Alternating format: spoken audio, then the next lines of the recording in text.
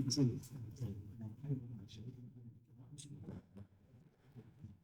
like to call to order the regular council meeting of the district of Chetwynd. Can you have the opening statement read, please? As we gather today on the traditional territory of the delegations to conduct the business of the district of Chetwynd, we do so knowing that we're privileged to serve the citizens of the community, and we shall endeavor to conduct our business in their best interests. Thank you very much. Prior to adoption of the agenda, is there any new business from council? Not seeing any. Adoption of the agenda. So, second. All those in favor? Carried. Okay. Minutes. Minutes from regular council meeting held on March 3rd, 2025. Motion to receive. Second. Any errors or omissions, council staff? All those in favor? Carried.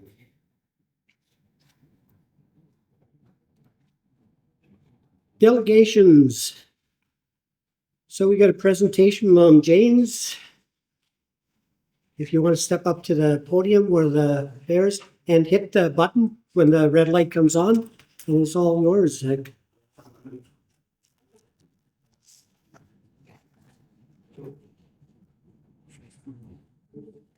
Yes. Welcome. Thank you very much, Your Worship and Council. I really appreciate being welcomed here today. First time I've been to a meeting here in Chetwynd. My name is James. I'm from BC Highway Patrol, based out of Dawson Creek. I'll just tell you a little bit about myself. I have a presentation to do today, which will be very beneficial for your community. I started off in the north here, the RCMP. I started in Mackenzie. I spent 5 years there. And then I moved to sunny Fraser Lake and got to see lots of wonderful snow and sunshine there, and spent a lot of time on the highway in small communities, and took a position in Dawson Creek with Highway Patrol. And it's been really great since I've really taken on that role, and I've decided to take on a new project for the whole of the north, starting from Williams Lake, going all the way, hopefully through to Sake Day. Wow. And excited to tell you all about it. Okay. It's really simple. What I've done is I've partnered with Mad Canada, which is Mothers Against Drunk Driving, huge organization across Canada and the world. And in partnering with them, I have a sign campaign to promote the awareness of impaired driving as a huge issue, not only in each small community, but as a country as a whole. Right, it's very much apparent. And what I've done is I've created signage which can be posted within a municipality, and I'm also drafting billboard signs as well. And these signs look like this. This is actually for Hudson Hope, but I just wanted to show everyone these signs here. These are a little bit smaller than a speed limit sign, and they can be put anywhere as long as they're not within a right of way of the Ministry of Transport. And depending on what your local bylaws are, would determine where these could be placed and how they would be used. And where this comes into a really great thing for this community is it doesn't cost you anything. Mad Canada pays for everything. They'll pay for as many signs as you want. They'll pay for any billboards that need construction and installation of those signs. Already, I have done this for Dawson Creek. Hudson Hope have their signs right here. Tumber Ridge is on board. Fort St. John is on board. So I think it's kind of a no-brainer. I'm here today to help with this problem of impaired driving. Just for statistics purposes, already in Dawson Creek, we're now just halfway through March. We've caught over 27 impaired drivers. So just let that sink in just a little bit. That's 27 people taken off the road who weren't called in. This is just proactive police work.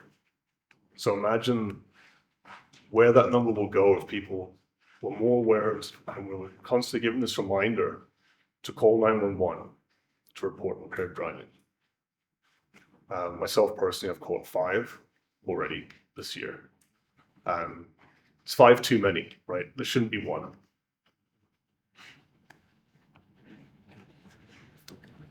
That's pretty much my presentation. I'm here to do it for you, Yeah, thank whatever you, you guys Councillor. need. Yep. So just on that alone, on the 27 impaired driving, we can't look at that as good, but isn't that bad that we have 27 people out there that think that it's okay to get behind the wheel and drive, right? So that is kind of, it's good that we take them off the road or getting in a vehicle, but it's still kind of in our head that we shouldn't be doing that, right? Getting behind the wheel if we are to engage in any alcohol or drugs. So that in itself is kind of ironic. It's good, yet it's bad. So you talked about partnering up with the MAD. When did that come about? Was that this year, or was it in the works prior? So the planning started in December last year, so it's very new. Okay. Originally, it came just as a general email to the Dawson Creek Detachment. I talked to their staff sergeant and I said, you know what, this falls within the mandate of BC Highway Patrol. And our mandate is to make sure roads are safe and taking care of impaired drivers, making sure they get off the road. And so I volunteered to take this on myself, so I don't have to bother anyone else. I can just be the front person to take it all on. Well, any other questions? Go ahead. Councillor Deck? And then McDonald. Have you noticed, is the younger generation getting better than the older generation because they're more exposed to it right through school age and everything, or is it still the same? I would say it's the same. There's no particular one demographic that's being caught behind the wheel. It's everyone. And ironically, 3 out of the 5 of mine were designated drivers who told me roadside, I've had nothing to drink tonight. I'm just a designated driver. Unfortunately, no. Thank you. Councillor McDonald? Has there been any movement in roadside testing for cannabis and that type of impairment? I know for myself, like when I'm out walking around the streets and a vehicle goes by, you can smell it as it goes by. Are you wanting people to call in those individuals as well? And if so, what kind of capacity does 911 have? And is there a different line to use for, I would hate to have, someone in emergency, like in distress needing, and the lines are tied up with impaired driving calls. Yeah, that's a really good question. Unfortunately, there's no way to really bypass a 911 dispatcher. What you're saying about drug usage, marijuana, it's not just marijuana, it's also hard drugs as well. If you see any kind of impairment, you suspect a driver is impaired, we have the ability to do a standardized field sobriety test roadside, which I'm trained to do, and also DRE exams, that's a drug recognition expert exam. So it's not just alcohol, it's a combination of alcohol, combination of drugs, combination of marijuana, all mixed into one. And that's what we detect roadside.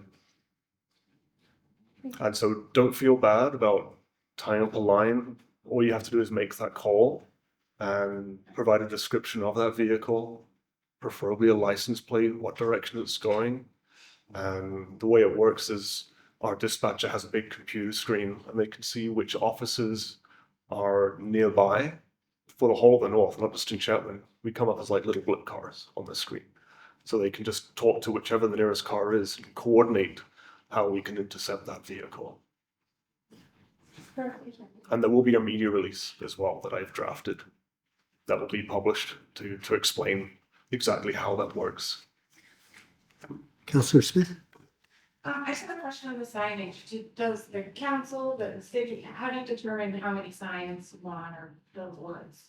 Yeah. Who's responsible for that? Yeah, so what I've done is I've liaised with whoever works in public works and bylaw And I generally look at a map of the city, and together we pick out which will be the best areas. And Dawson Creek, I've chosen some of the main access routes along the main corridor that aren't within the Ministry of Transport right away. School zones as well, especially have those signs. Yeah. Good. Okay, one more, the distance you have to travel. How many, just the two of you? Because when you first presented, you were like saying you had to travel quite a distance to cover this whole vast land of from here to Signage, right? To your, Oh, is that what? I'll That's- clarify it. Okay, My goal is to have signage put in every single community okay, in the north. But my jurisdiction where I patrol with PCR patrol from Dawson Creek, because I come all the way to Chetwynd. The border, I guess, is the Azu Cafe. And then Highway 2 to the Alberta border. That borders Beaver Lodge and the Spirit River, Tumber Ridge, and South Taylor and Fort St. John. That's still a pretty big area. yeah. Yeah. Okay, thank you. If there's no other questions, thank you, Constable. It's good to know that Mad and yourself are getting, and you're putting yourself right up in the front line and helping out with Mad and what they do. Thank you very much. Yeah. If I may, Your Worship, all I require is a point of contact from someone from the District of Chetwynd to speak to further on this. And Yeah, we're on that right now. okay, Yeah, we've already got that in the works. perfect. All right, so I'll step Yeah. down and Yeah. let the next person. Against your saddle, but I could have on. Thank you very much. It's good meeting you. Excellent. Thank you.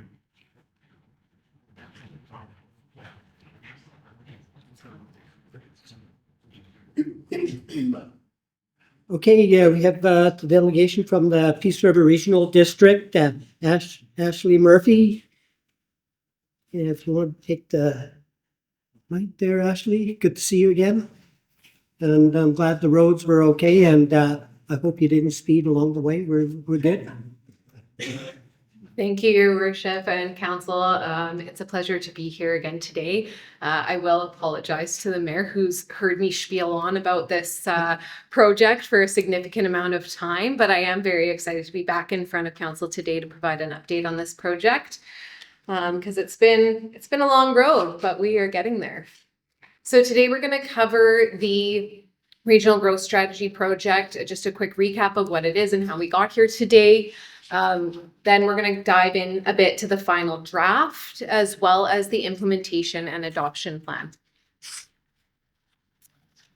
So regional growth strategies, they're enabled under the Local Government Act. They're enacted voluntarily by a regional district, and they help guide long-term planning and development and help coordinate more region-wide planning. So that's really the goal of this document, is how can we as the regional district and member municipalities, residents, First Nations all work together.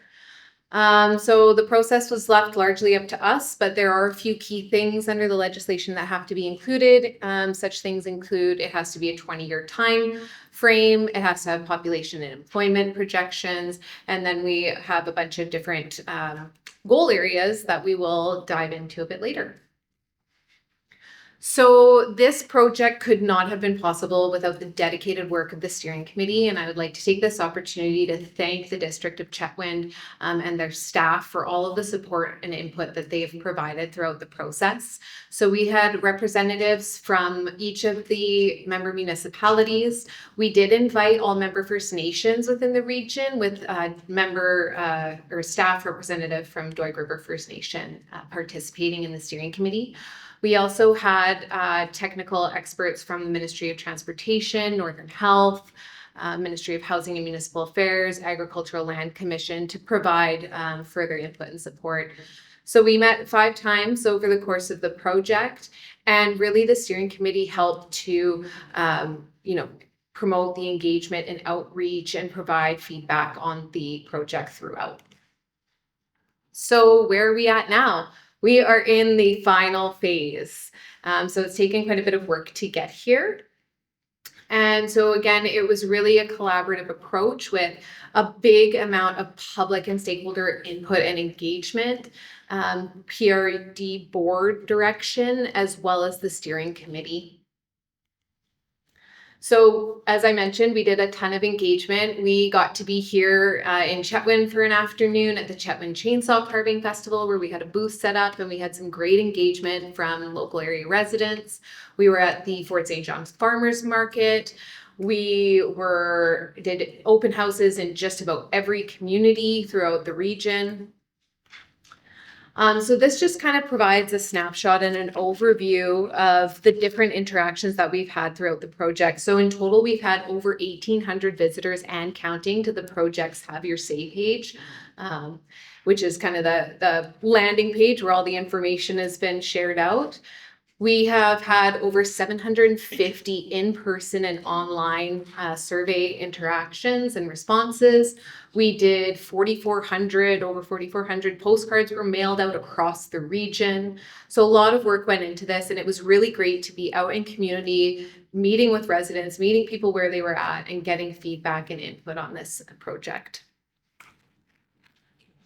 So where does that leave us? So we have the draft regional growth strategy, which your staff has so graciously prepared a report for later on today's agenda. So it's set up very similarly to most local government kind of planning documents. It's going to look similar to like an official community plan. So as I mentioned, we have population and employment forecasts. Now there's more detailed information,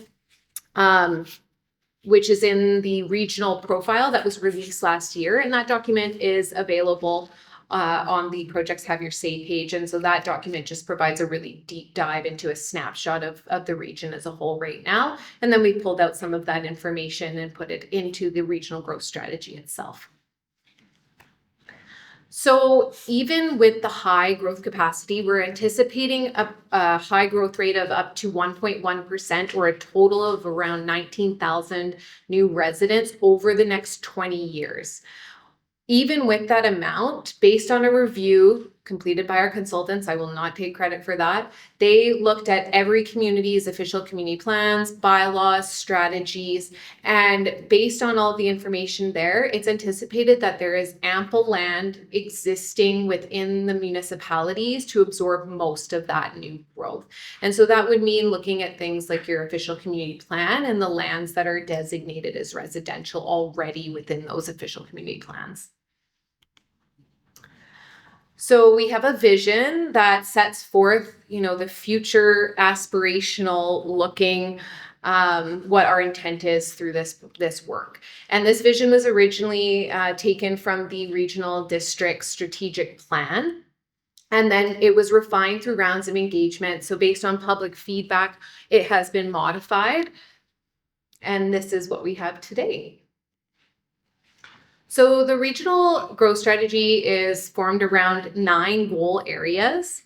And then we have policies underneath those goal areas. And you'll see some policies repeated in different sections of the growth strategy. And that's really because they're all interconnected in some way. All of this work is supportive of itself. It doesn't happen in a vortex or in a silo. So as you can see, this is a bit more of a detailed breakdown. So it's kind of set out in there. We have a description of what the goal area is, what it's trying to achieve. And then there's the related policy objectives, which are the numbered, and then the actual policies are the letters underneath there.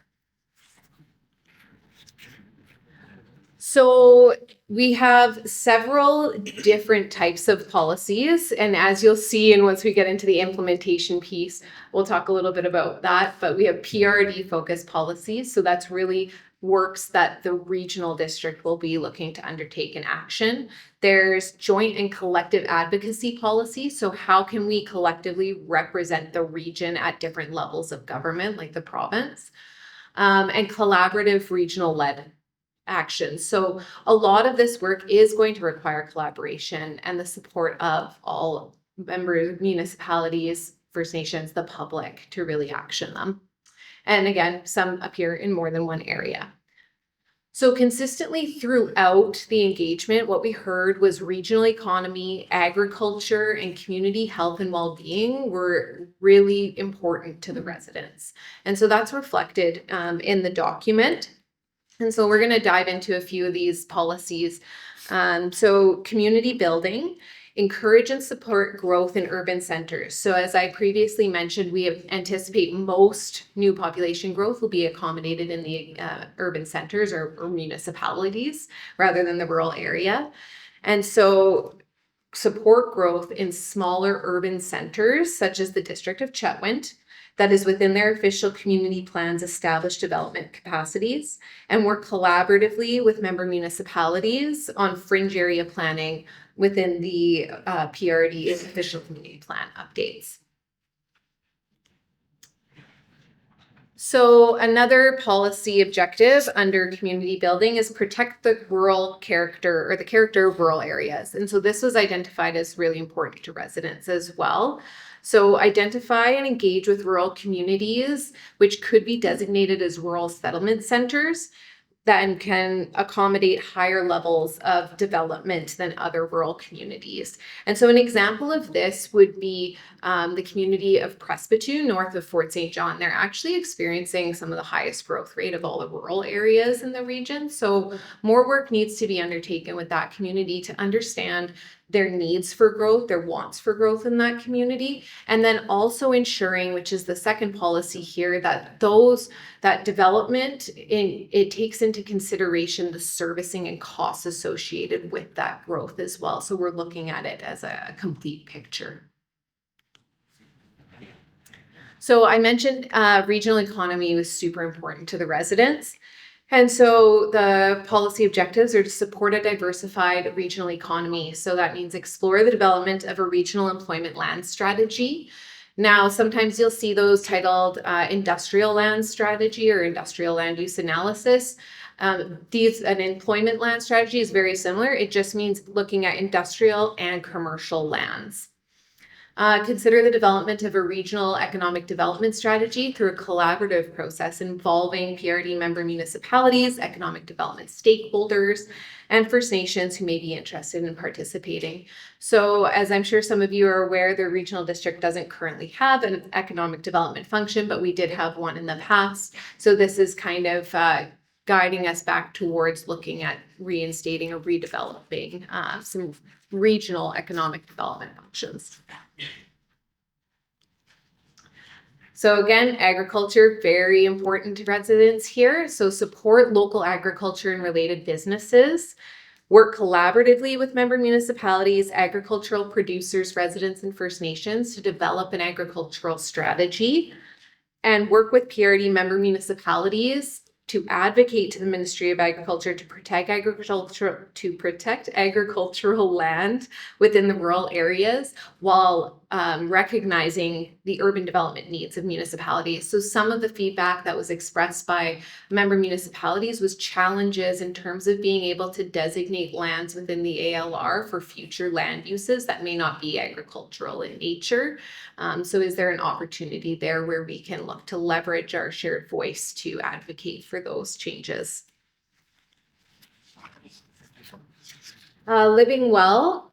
Collaborate for safe, healthy, and active communities across the PRRD. So work with the Ministry of Transportation and Transit and member municipalities to create a regional transportation master plan that considers active transportation. So we did hear, we know that there's lots of concerns about transportation in the north, right? Be it Taylor Bridge or access to rail or just the general condition of our roads here. So we're gonna look to further explore that and hopefully develop a plan that helps to set some guiding policies at the regional level. Enhance community well-being. Consider working with PRRD member municipalities, nonprofit housing providers, or other housing development partners and residents to develop a regional housing plan. So as we're all aware, the new provincial legislation came in and December we had to, I guess it was January 1st, all of the interim housing needs reports were due. And then again, coming in 2028, we're gonna have to do a full review of those housing needs reports. So we will be undertaking to do that again at the regional level and support the member municipalities to undertake that work. So into action. And I cannot stress enough that this document is not intended to be something that sits on the shelf. This document is intended to be actioned. And so we do have an implementation plan associated with it. So as you can see, all of the implementation actions are PRRD focused at this time, and that's done very intentionally. We recognize that some of the member municipalities have some limited capacity, and we don't want to try and overburden anyone with work. But that being said, these will require that collaboration and cooperation piece to accomplish. So some of these things are already underway and in progress. So we have submitted a grant application for the regional natural hazard and climate risk assessment. So that's to look at doing regional level mapping of hazards throughout the entire region, which would mean regional level. So then as well, we're looking at a PRRD parkland acquisition policy and updated development permit areas, which will likely be undertaken through other works that are going to be commenced over the next year, such as our rural official community plan update. So what does this mean for member municipalities? So underneath the legislation, within 2 years of the adoption of the regional growth strategy, your OCP needs to be updated to include a regional context statement. And so we provided examples to all participants on the steering committee about what regional context statements can look like. And we're here to help support the municipalities in whatever way possible. So they will come forward, the context statements will come to the regional board and then get approval from the regional board as well. So as I noted, this isn't intended to sit on a shelf, so we do have a monitoring plan. We will be doing an annual report to share our progress on the actions listed in the strategy. And a set of indicators was developed. So looking at some specific things like number of new housing starts or population growth will be included in that monitoring information. So what is the next steps here? So we are taking forward the draft regional growth strategy on Thursday to the regional board for first and second readings. And then a public hearing will be held April 10th at the regional board meeting, or just prior to the start of the regional board meeting at 10 a.m. And after that, each of the member municipalities, as well as neighboring regional districts, will receive an official referral to which you'll have 60 days to either provide a resolution in support or not of the regional growth strategy document. So if everything goes well and everyone provides a recommendation of support, we are hopeful that we'll be able to adopt the regional growth strategy as a bylaw on June 19th. And that is the end of my spiel. Thank you. Thank you, Ashley. Council, any questions? Councillor Deck? We have agriculture and housing mentioned quite a bit in here. Where would you look for forestry, try to strengthen our forestry industry? That's a good question. I think that would probably be under our economic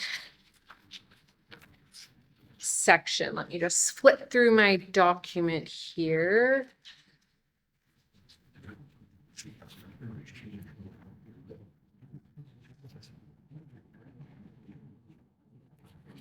So we do have some policies under ecosystem health. So conserve and protect the region's natural resources for the benefit of existing and future generations.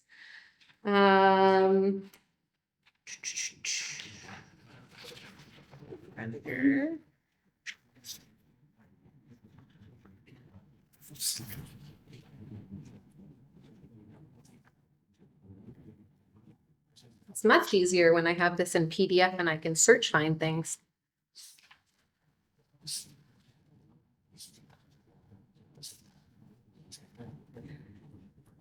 So under economic strength, we have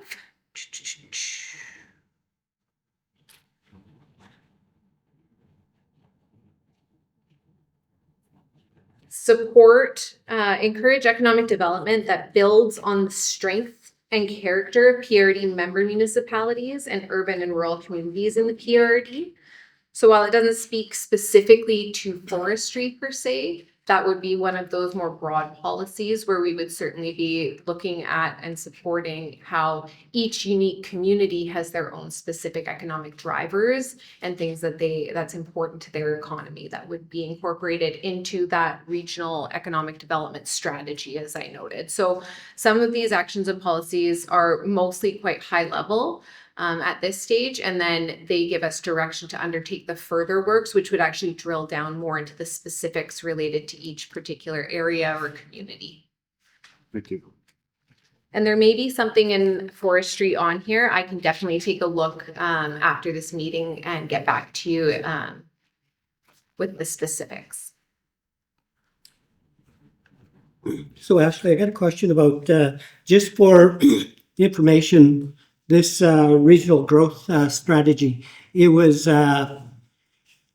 given to us by the province. Is that correct? Just for information for the general public that view what we do here? No, so it's not downloaded on us. This is a completely voluntary enactment. So how this came about was, I believe, 2017, the regional board received a letter from Capital Regional District looking to do some changes to the legislation around regional growth strategies because they have one already. And at that time, the board directed staff to look into what developing a regional growth strategy for the PRRD would look like and entail. And so subsequent to that work, we applied for some grant funding and were successful in obtaining the grant funding. And so this project has been entirely grant funded as well. But and the reason I ask that is our population in the north has it declined. Yes. Yes, right. So this here regional growth strategy, meaning that to improve what we have and to attract younger or just people in general to come work in our area.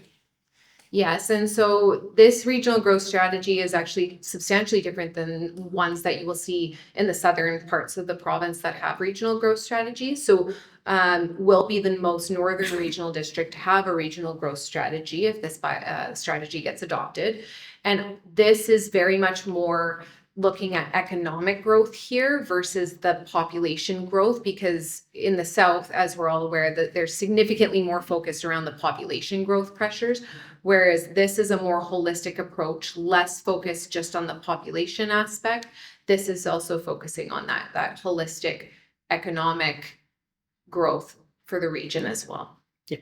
Economics means that we need people to work in those sectors, right? Doesn't matter what sector it is, forestry, mining, oil and gas, right? So, and people that pave our roads, right? We mentioned a little bit about what the province does, right? Modi, for instance, Yes. right? Coming through our properties here in Chetwynd and in elsewhere. So all these are economic drivers. I'd like to thank you, Ashley, if there isn't any other questions. Okay, Councillor McDonald has a question.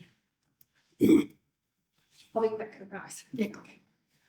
You guys did a lot of different outreach, and I see it was 750 responses. Was that kind of the range you were looking for engagement, or were you hoping for a bit more? That seems quite low. Yeah, so it's funny that you say that because our consultants, kind of were surprised as well. They've done quite a bit of work on regional growth strategies in larger regional districts in the south with higher populations, but 750 interactions is actually fantastic. It is absolutely stellar for this region. So we were very happy with those numbers. Historically, it's not unexpected to receive maybe a handful of responses when we do different projects. I mean, we're lucky sometimes to have anyone show up to a public hearing for a zoning amendment, for example. So to have that much interaction was really great to see. So it's really good number, actually. Thank you. And I appreciate you saying that this is not meant to be put on a shelf and looked at. And a lot of the language in it, as I was reading it, there was a lot of consider doing this and consider doing that. And there was a couple of times you said hopefully. So this is all great information and would be good for the area. And I'm happy to hear that it's not just going to sit around. For the first 4 years, you guys have quite a substantial amount of things that you're doing. Is there still room in there to add more to get other items accelerated? Potentially. And so, as I mentioned, we have an implementation and monitoring plan. And so part of that work, my staff are actually going through and going to be looking at different things because there are quite a few policies in here that aren't specifically listed in that implementation piece. The implementation piece is more that the bigger project items, but there's a lot of the policies in here that will be touched on or addressed in some way throughout other works that are occurring. So we'll be continually reviewing all of the actions and policies in here to see where we're, actioning pieces of this strategy throughout other works that are occurring. And that's not just my department in terms of development services like planning, building, and bylaw enforcement, but, the entire organization at the regional district provided input into this. So, our community services team and our environmental services or public works department as well. So lots of opportunity to touch on other things, but just not specifically outlined in that implementation plan. And then to your point about the considering wording, that is again, intentional, because at the end of the day, ultimately the regional board, just as council, provides us as staff with that direction. So we'll be looking to take this through, various budgeting processes, or as grant application and opportunities come up, that's when we'll be bringing requests for support or direction to the regional board to action some of those things. Thank you. Okay, thank you, Ashley. And there's a website, right? Yes. That we could access. Yes, the Have Your Say page. Oh, it's not up here. It is on the regional districts. We have a nice banner right now as well. If you go to our Facebook page, or if anyone wants to have printed copies, I'm more than happy to provide them. You can stop by either of the regional district offices in Dawson Creek or Fort St. John, and we can get you hard copies of any information. Okay, thank you, Ashley. Thank you. Right, continue with our, no bylaws, community reports. Any liaison reports? Not seen any from the mayor. On March 11th, 2025, the province hosted a roundtable for local governments via Zoom. The discussion was around related tariffs. Premier Eby addressed the delegates with the frontline threats that come from the U.S. So we talked a little bit about that. And Ravi Kalan, Minister of Housing and Government Leader, was present. And the host, Brittany Anderson, Minister of State of Local Government and Rural Communities of BC, was the host. So Ravi Kalan went on to talk about housing and the tariffs on wood. So that was quite the thing that we're running into. There was Brittany let as many people talk within that hour and a half that was delegated to us to talk. So interesting question. Where does the tariff money go that we collect? The answer was possibly to the affected workers and businesses. They haven't made that determination yet, but that was one of the interesting questions. And I pointed out that we can't stop what we're doing in the housing crisis, the opioid crisis, and the healthcare crisis. If we stop what we're doing there, we will be further behind on these matters. So he made the point to say, yes, this we cannot stop. We should not stop in that effect. So, and I talked to Minister Callon about the housing crisis and the state that we're in, and about our own existing sawmill that we have. And he says that he was going to contact the Forest Minister, Ravi Parmar, to contact Chetwynd. And I haven't got any response yet. As I entered this meeting, and I believe staff, we hadn't got any response from the Forest Minister. So we will send another piece of it asking why he hasn't contacted us. So we'll get there. So, and for more information on the tariffs, they have a site. It's called tradepoliciesgov.bc.com, so .ca. So if you need to learn a little bit more about the tariffs, that's where you go to. So we will have that on our website, I believe, on the Chetwynd website. So with that, thank you for listening. Is there any other liaisons? We're good for that. Need to accept the report. Motion to accept. Second. Okay, all those in favor? Carried. Discussion items. Letter from the Peace River Regional District dated February 28th. Letter of support. Make that recommendation that council of the District of Chetwynd support the approval for the Peace River Regional District to apply for, receive, and manage the Union of British Columbia Municipalities Disaster Risk Reduction Climate Adaptation Program grant funding on the community's behalf. Discussion. Councilor Beck. So that applies to all the communities in the regional district. Okay. And then they come to us and consult with us and so on. Yes, it'll be similar to, it'll be close to similar programs in the past.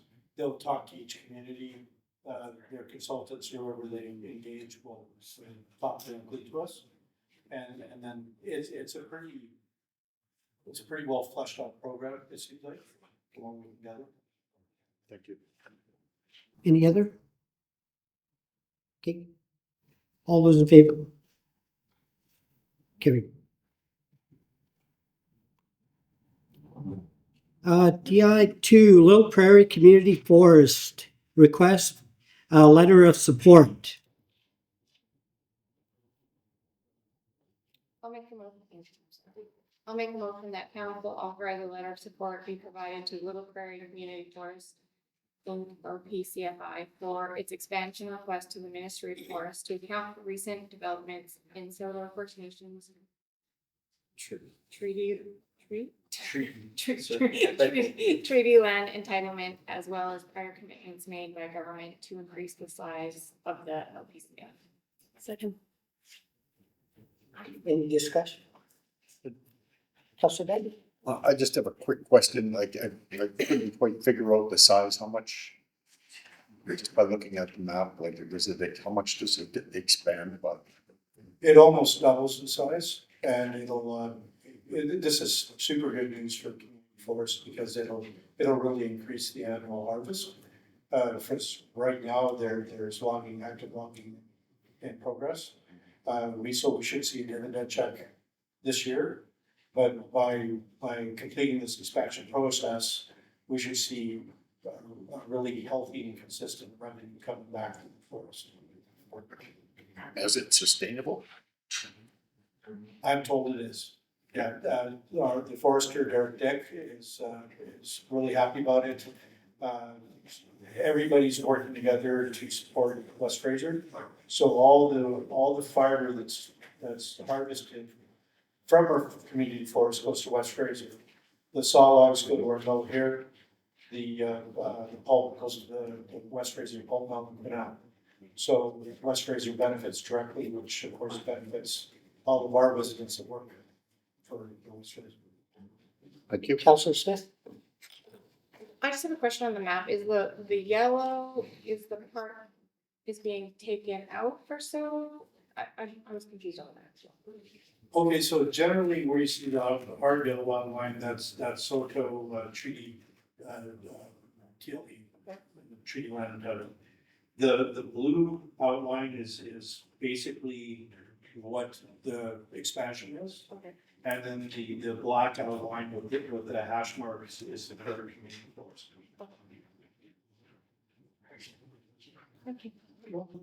And we are requesting that the Low Prairie Forest come and give us 4 delegations. So hopefully it'll be the next meeting. We're trying to get them in here as quickly as we can. So if you want to hear more on that, we will have them present possibly in 2 weeks. The April 22nd, they're booked in April. Okay, so we got a little bit further. Okay. Thank you, staff. Okay. Any other questions on the letter? So all those in favor, support letter? Okay, carried.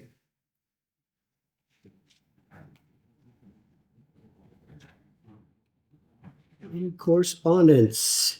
Peace River Regional Peace River Regional District Draft Regional Growth Strategy Report. Motion to receive. Second.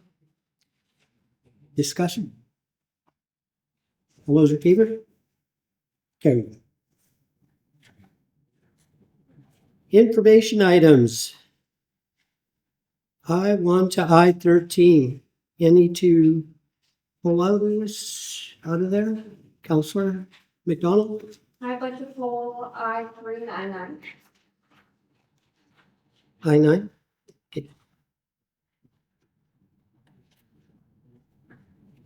Okay, pull I9. Any other? Okay. To accept Motion to receive I1 to I8. Without Yep. I3. Yep, I1 to I13 excluding I8. Or I3 and I9. Oh, I3? three and Okay. I9. Oh, sorry. Okay, No, that's Sorry. Yeah. yeah, perfect. Okay. Okay, now we're good. Motion. Got that motion? Okay, you better read it back to us just in case we, Motion to accept information items excluding item I not I3 and I9. I through I13. Okay. Okay. All those. Yeah. Okay, good. Councillor Deck made the motion, right? And Councillor Smith. Okay, all those in favor? Carry.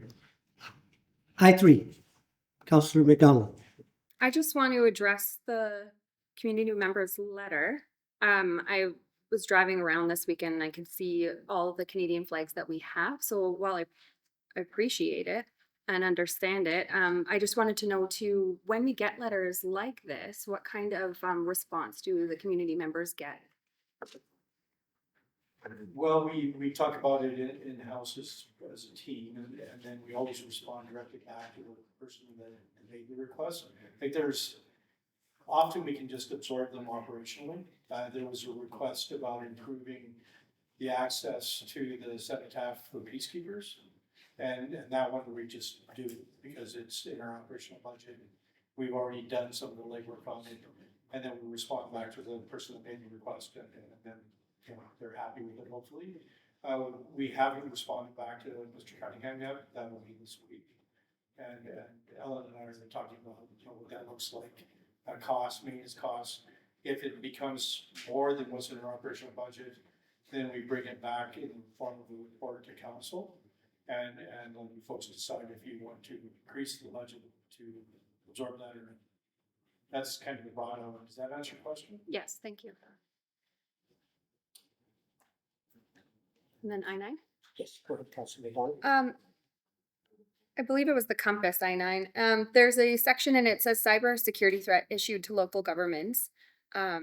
And I know this threat has not been zero over the last little while, but I'm curious to know what the district has done to protect themselves against cybersecurity or cyber threats.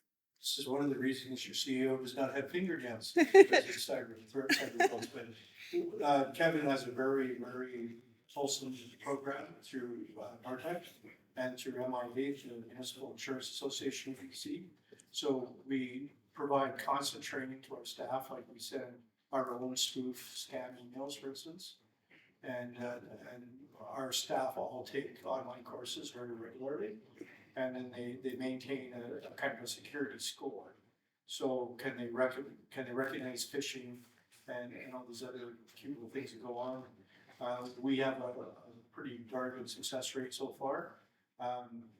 As you know, Fort St. John was just nailed with the ransomware. We get, how many a day? 10 a day, maybe 20 of scam attempts.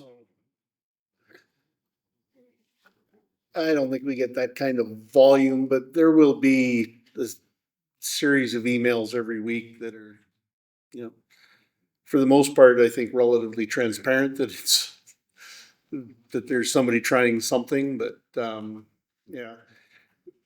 Between the things that Steve mentioned and some security features we've got on our network itself, we feel we're pretty safe with it right now. So, and we do have a cyber insurance policy as well, just in case somebody did get through. So, Thank you. Okay, to accept I3 and I9. Motion to accept I3 and I9. Second. All those in favor? Carried.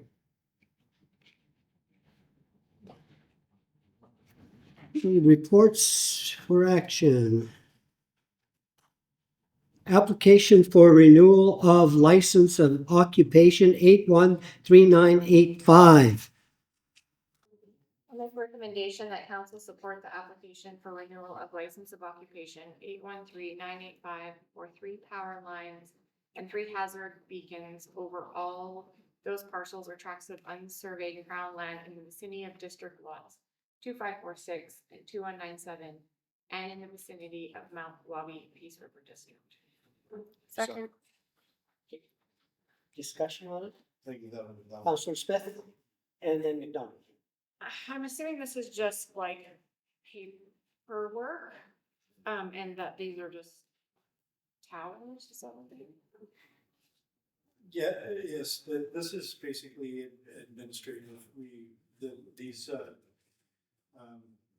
These licenses of occupation it's our stuff on Crown land, basically, power lines in this case. And this just allows us to continue to occupy the Crown land with our infrastructure. Councilor McDonald? Is there any cost associated with it? I don't think so, no, actually. Is there? CFO? not that I'm aware of. If there is, it's going to be $1 a year thing, which is deemed to be paid. And what happens if it's not approved? Not saying that I would. Just wondering.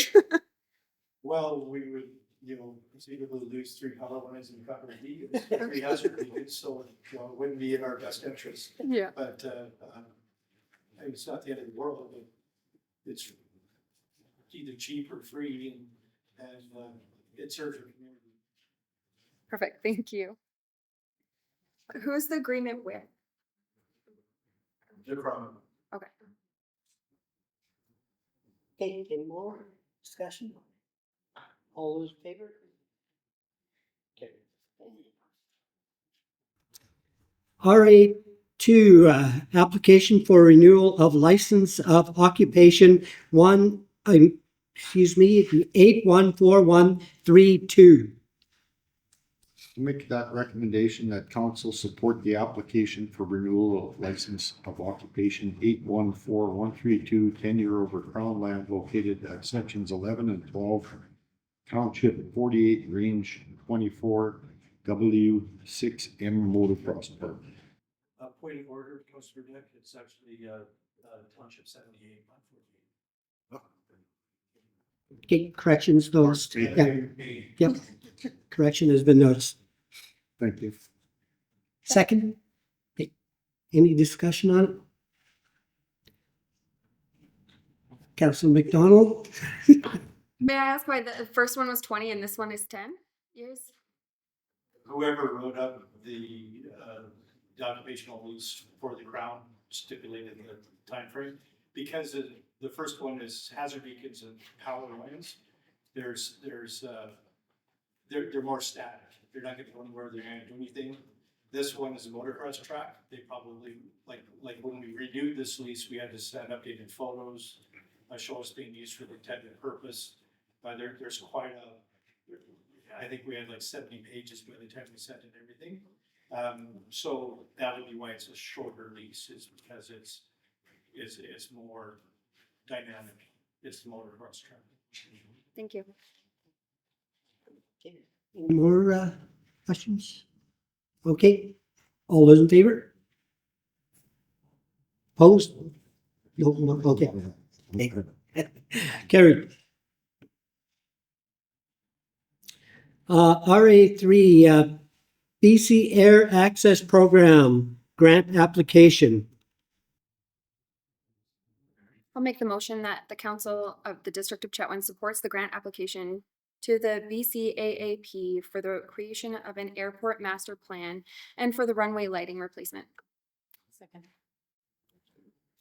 Any discussion? Yep. Councillor Deck? So when the airport was put in, there was no master plan put in to begin with? Or- I haven't seen one. Are you aware of one? No, I'm not aware of one in existence now, and if there was, it would be probably outdated by this point anyways. Okay. So, the master plan funding is 100% grant funded. What about the lighting? They're both 100%. They're this old. If we're successful, Kevin's with me. I mean, No, the lighting program, I believe, is an 80% grant, but it's a program that we have tentatively added to this year's budget, and this would just be a grant offset all that cost, so. Thank you. my apologies if that. Okay, any other discussion? All those in favor? Carried.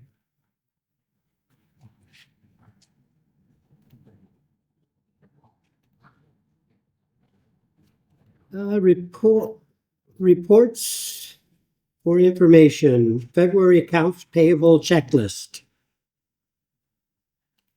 I'll make the recommendation that the check registered for the month of February 2025 totaling $643,787.19 be received.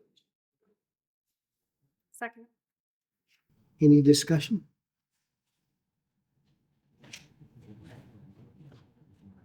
All those in favor? Carried. Okay, there was no new business. At this time, we will have public questions or anything that's on the agenda. So this is your time to ask questions of what we have on the agenda. Any public questions? For the third time, any public questions? We're good. And adjournment. Motion to adjourn. Second. All those in favor? Okay, carried. Thanks, staff.